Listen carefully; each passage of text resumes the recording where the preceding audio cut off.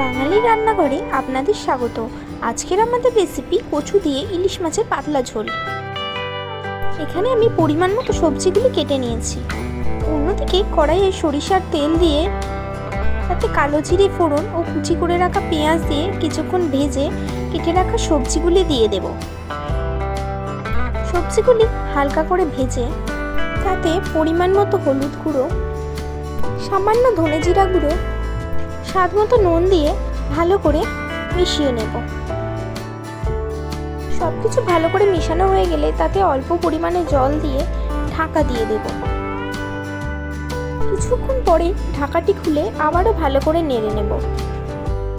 কচু ও আলুগুলি হালকা সেদ্ধ হয়ে গেলে তাতে নুন হলুদ মাখিয়ে রাখা ইলিশ মাছ দুটি দিয়ে দেব ও অল্প পরিমাণে জল দিয়ে সবকিছু আবারও একসঙ্গে ঢাকা দিয়ে ফুটতে দিয়ে দিলেই তৈরি আমাদের কচুর ইলিশের ঝোল। গরম ভাতের সাথে পরিবেশন করুন কচু দিয়ে ইলিশ মাছের পাতলা ঝোল।